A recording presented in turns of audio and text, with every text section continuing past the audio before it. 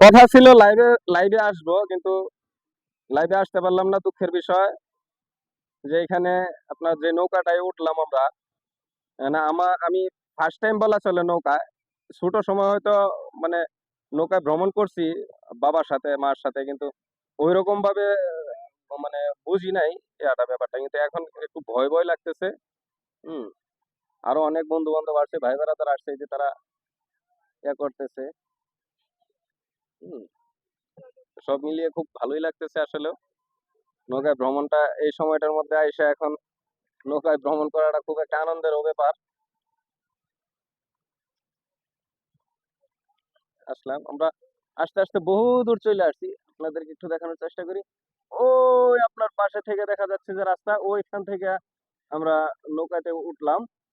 হ্যাঁ, প্রায় 1 কিলোমিটার পর্যন্ত আমরা চলে আসলাম আনুমানিক, কিছু কম বেশি হইতে পারে। এই আমাদের পিছনে দেখা যাচ্ছে যে আরো নৌকা আছে এরকম, তারাও আসছে, ঘুরতেছে আমাদের মতো। হ্যাঁ, তবে খুব ভালো লাগতেছে আসলে, ভ্রমণটা আমার কাছে খুব ভালো লাগতেছে। চাইলে আপনারা আসতে পারেন। এটা পড়ছে আপনার ভাঙা ব্রিজ, নাওজুর আসা লাগবে প্রথম। এটা গাজীপুরের ভিতরে পড়ছে আর কি, আপনার গাজীপুর চান্দনা চৌরাস্তা থেকে।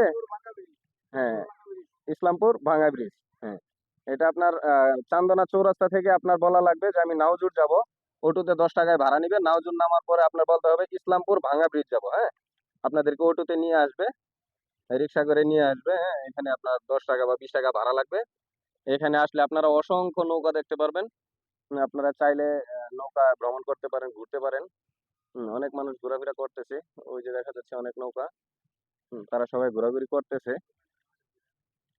জনপ্রতি 50 টাকা নেয় অবশ্য, কিন্তু একটু রিকোয়েস্ট করলে একটু সুযোগ সুবিধা হয়তো দেয় আর কি তারা। হ্যাঁ, তো আপনারা আসলে আসতে পারেন, খুব ভালো সুন্দর একটা জায়গা।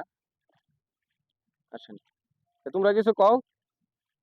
হ্যাঁ, তোমরা কি কও?